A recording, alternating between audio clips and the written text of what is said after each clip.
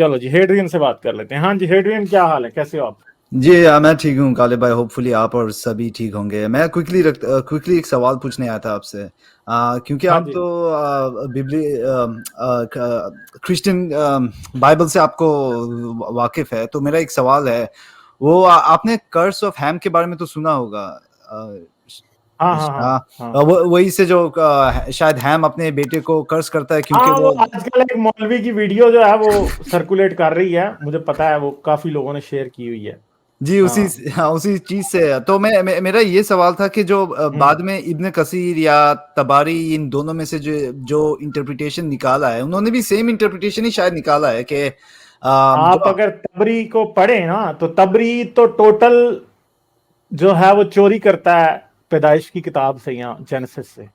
تبری نے تو سب کچھ چوری کیا, اس میں کچھ چیزیں ہیں جو اس نے ایڈ کی ہیں, باقی تو اس نے جو آدم سے ابراہیم کا نسب نامہ ہے وہ ٹوٹل اس نے بک آف جینیسس سے چوری کیا ہے. ٹھیک ہے, سمجھ گئے ہیں. ایون کہ اس نے تبری نے ایک جگہ پہ جیزس کا بھی نسب نامہ لکھا ہے, مجھے if I am not wrong, اس نے وہ بھی نیو ٹیسٹمنٹ سے چوری کیا ہوا ہے. جی ٹھیک ہے, تو جیسس کا نسب نامہ کی عیسیٰ ابن اللہ مہداس دینا, یہ کیڑا نسب نامہ اوکھا ہے؟ نہیں مگر نسب نامہ ہوتا ہے نا.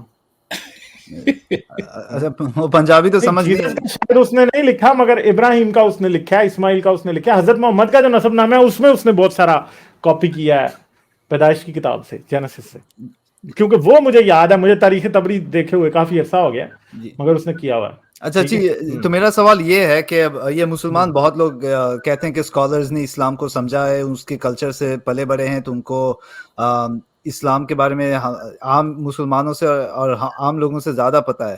تو ابھی یہ جو انٹرپریٹیشن آتا ہے کہ بلیک پیپل کہاں سے آیا ہے, اور آیا ہے اسی لیے کیونکہ ہیم نے قرض کیا تھا, اور جو بائی دا وے کہ کرسچنز نے ایز اے ریسسٹ جسٹیفیکیشن نکالا تھا اسی قرض سے کہ کالے لوگ قرض سے آئے تو ان کے مطلب وہ ہم سے نیچا ہے. تو مسناد احمد میں جو حدیث ہے نا, دا فائنل سرمن, جہاں پہ محمد کہتے ہیں کہ کوئی گورا کالے سے اونچا نہیں ہوتا, کوئی کالا گورا سے نہیں ہوتا, ایکسیٹرا ایکسیٹرا. تو اگر یہ تبری, ابن کثیر اور یہ جتنے بھی بعد میں جو مسلم اسکالرز آئے ہیں, انہوں نے یہ ریسسٹ مطلب یہ ریسسٹ انٹرپریٹیشن کیسے نکالا اس کرس آف ہیم سے, جبکہ مسناد احمد کہتا ہے کہ کوئی کالا گورے سے اوپر نہیں, کوئی گورا کالے سے اوپر نہیں ہے. تو اس بارے میں آپ کیا ایڈوائز؟ مگر رسول اللہ کی بہت سی حدیثیں ایسی ہیں نا جن کو آپ نہیں کہہ سکتے. رسول اللہ کی حدیثیں تو خود ایسی ہیں کہ قیامت والے دن گناہ گار لوگوں کے شخص چہرے بڑے سیاہ ہوں گے. ٹھیک ہے, تو اب اس کو آپ کیسے جسٹیفائی کریں گے؟ دوسری بات ہے, ایک مرتبہ اور غالب دوسری بات یہ ہے کہ یہ بہت بڑی مس انٹرپریٹیشن ہے, بہت بڑی مس انڈرسٹینڈنگ ہے, بہت بڑی غلط فہمی ہے لوگوں کی کہ یہ لاسٹ سرمن میں ہے, یہ لاسٹ سرمن میں نہیں ہے. یہ آخری خطبے میں بالکل نہیں ہے.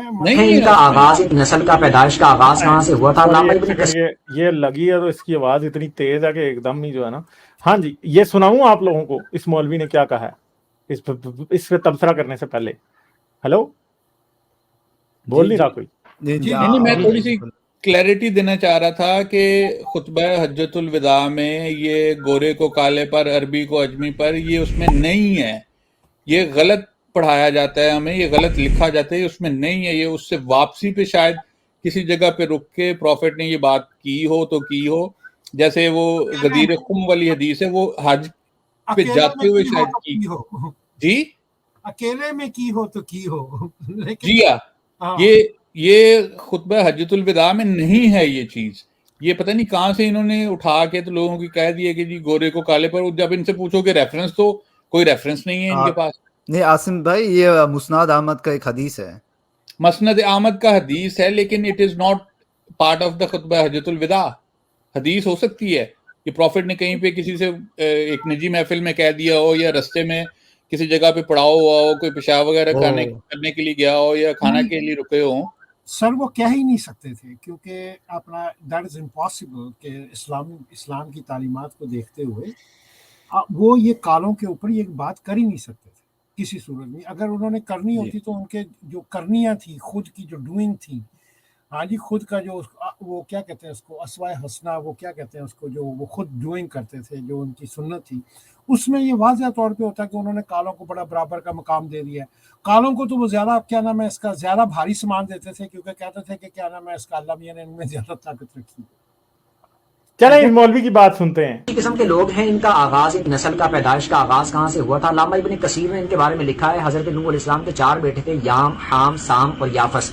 याम जो था ये उस कश्ती में सवार नहीं हुआ था, ये काफिर था और गर्क हो गया था। 3 इनके बेटे वैसे पैदाइश की किताब के मुताबिक उसके सिर्फ 3 बेटे थे, 4 नहीं थे। कश्ती में सवार थे, हाम, साम और याफस। हजरत नूह अलैहिस्सलाम ने मना फरमाया था, उन्होंने कहा था कि अल्लाह का अजाब आया हुआ है तो कोई भी उस वक्त तक अपनी बीवी के करीब नहीं जाएगा, यानी हम बिस्तरी नहीं करेगा जब तक ये अजाब टल नहीं जाता।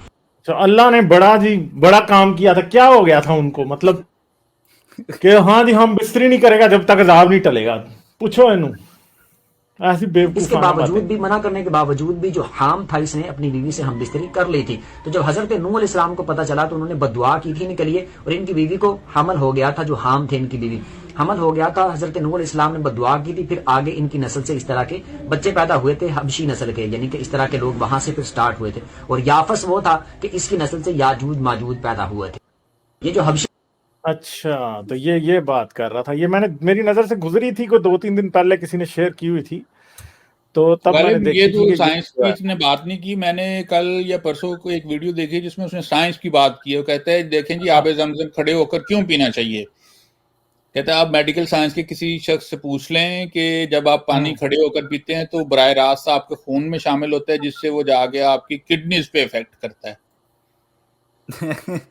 हाँ वो तो सारी ये बात करते रहते हैं। खैर मगर मैं थोड़ा सा बता दूं कि जो एक बेटे को लानत मिली थी नूह के, वो बाइबल के मुताबिक यूं थी कि, और वो भी उसमें नूह की काली करतूत थी कि नूह ने क्या किया, एक बाग लगाया अंगूर का, उस अंगूर का बाग लगाया, उस बाग को फल लगा, उसने उससे मैं बना ली, मैं बना के पी पी के पुठा हो गया और उसके कपड़े उतर गए। ये जो है उसने अपनी कश्ती के अंदर बाग लगाया था। बाद की बात है, उठने के अच्छा। बाद। उसके 3 ही बेटे थे। ये जो कहते हैं ना कि एक बेटा पहले घर को हो गया था, ऐसी कोई बात बाइबल में नहीं है, ठीक है। तो फिर वो जी पी पी के पुठा हो गया, नंगा हो गया, कपड़े उतर गए। अच्छा, अब उसका जो पोता था ना कनान, वो आया, उसने देखा कि जी दादा नंगा पड़ा है, वो हंसने लग गया ना। जाके उसने अपने बाप को बताया कि जी मेरा दादा जो है नंगा पड़ा है, तो उसका बाप भी हंसने लग गया, ठीक है। फिर दूसरे 2 बेटे आए जी, वो उल्टे पांव चादर लेके जी आए और बाप के ऊपर चादर दी। मतलब इतनी स्टूपिड बात के नूह को तमीज नहीं थी कि मैं शराब पी के नंगा इधर पड़ा हूं। उन और कनान का और उसके बाप का गुनाह बन गया जी। उसकी वजह से फिर जब जागता है तो उनको लानत देता है, ठीक है। ये बात है, ये बात है। तो ये इस तरह से बात है। क्वेश्चन मेरे दिमाग में उभरा है कि क्वेश्चन वो ये है कि नंगे से मुझे बात याद आई कि ये कपड़ा हमने कब बनाना शुरू किया। हाँ जी, इसको कपड़ा, हाँ जी, अगर मतलब इसको सर कपड़ा जो है वो तो मेरे ख्याल है कि असल में तो पहले ये, अब हमारे जो टुन्नी है उनके पेट में दर्द हो जाना जब मैंने ये बात की, तो ठीक है, तो उसके इनके पेट में दर्द हो जाना, वो अगर मैंने मुझे असल में क्या मैसेज भेजा किसी ने, हाँ टीनू ने मुझे कुछ भेजा अभी उस FIR के हवाले से। आप लोग बात करें, एक सेकंड मैं डाउनलोड कर लूँ जो टीनू ने मुझे भेजा। अच्छा नहीं, मैं गालिब भाई आप जब बात करना शुरू कर दीजिए। मैं एक चीज बोलना चाह रहा था कि अगर इस्लाम में रेसिज्म है ही नहीं तो ये स्कॉलर जो रेसिस्ट इंटरप्रिटेशन निकाले हैं ये बाइबल की स्टोरी से, तो मेरे दिमाग में 2 चीज आया कि अगर क्या उन्हें खुतबा फाइनल सरमन का एंटी रेसिज्म मैसेज दिमाग में नहीं आया। और दूसरी बात यह है कि वो लोग बाइबल का स्टोरी क्यों इस्तेमाल कर रहे हैं, क्योंकि उन्हें तो पता है कि बाइबल करप्टेड है। क्योंकि ये तो एक इतना एम्बैरेसिंग स्टोरी है कि एक पूरा नस्ल निकलता है क्योंकि नूह या हैम ने कर्ज किया था। तो फिर जब ये चीजें मुसलमानों के सामने रखा जाता है, उन्हें ये कैसे रियलाइज नहीं हो रहा है कि सब गप हैं, ये इनका फाइनल सरमन भी गप है, ये उनकी किताबें भी गप है। तो उल्टा हमारे पास आके बोलते कि नहीं नहीं नहीं तुम ये तो सब मिस इंटरप्रिटेशन कर रहे हो। अच्छा, एक तो ये एक मुस्लिम ये भी था कि अभी मुझे मिल नहीं रहा, उसने बोला तो हाँ तो फिर क्या हुआ, तो फिर इसमें रेसिज्म कहाँ है, जो काले लोग कर्ज की वजह से निकले तो इसमें रेसिज्म तो नजर नहीं आ रहा। मैं बोला अबे यार ये तुम लोग किस किस्म के लोग हो यार। अब ठीक है, सॉरी गालिब भाई। अच्छा चले, मुझे दुनिया वाली बात जो हाजी भाई ने लिबास का सवाल पूछा था, हाजी भाई एक बात तो पक्की है कि आइस एज के अंदर लिबास तो होमोसेपियंस भी पहनते थे और होमो निएंडरथाल भी पहनते थे। वो किस चीज का लिबास होता था? वो चमड़े का लिबास होता था, यानी जानवरों को मार के उनके चमड़े से लिबास बनाया जाता था। Absolutely. ठीक है, और वो बांध बांध के लिबास होता था। लिबास ऐसा होता था कि करने के बाद उसे बांधा जाता था मुख्तलिफ तरीकों से। निएंडरथाल्स भी पहनते थे, इंसान भी पहनते थे। वो 40,000 साल क्या, वो 60,000 साल पहले भी ऐसा लिबास मिलता है, क्योंकि बहुत सारे ठंडे इलाकों में रहते थे। उनकी मजबूरी भी थी, ठंडे इलाकों में रहते थे, वो ढांपने के लिए। हाँ, तो वो बनाते थे। मगर जो कॉटन बेस्ड या जो यान बेस्ड लिबास हैं सारे के सारे, जो प्लांट प्रोडक्ट्स हैं, वो सब के सब बाद में शुरू हुए हैं, जब एग्रीकल्चरल दौर आ गया है उसके बाद शुरू हुए हैं। तो इस तरह के लिबास, इवन के एक साइबेरिया से एक होमोसेपियन की लाश मिली थी, उसने भी चमड़े का लिबास पहना हुआ था। अब जाहिर बात है वो साइबेरिया में था, तो आप बताएं साइबेरिया में कितनी ठंड होती है, ठीक है, जी नहीं सकते, उसके रह ही नहीं सकते। और वो लिबास, अब ये कहते हैं ओ जी हमारा इंडिया में ओरिजिन हुआ था, ओ जी इंडिया में था सब कुछ और एग्रीकल्चर बेस्ड था जी, वो गोश्त नहीं खा सकते। तो भाई जो उन्होंने कपड़े पहने थे वो गोश्त खाने के बाद ही जानवर की खाल खींच के पहने थे ना, वैसे तो नहीं हो सकता था। ठीक है, तो यार ये किसी दिन ना अमित तिवारी को लेके आना, ये जो चांकिया का जो था, वो चांकिया जो था उसने बीफ चीफ और गोश्त वोश्त उसी ने मना करवाया था, उसको अमित तिवारी को लेके आना, उससे बात करेंगे इस बारे में। ये मैंने काफी अर्सा पहले पढ़ा। साइंस जर्नी को बुलाना है तो साइंस जर्नी से पूछेंगे, अमित भी आ जाएगा उस दिन जिस दिन साइंस जर्नी।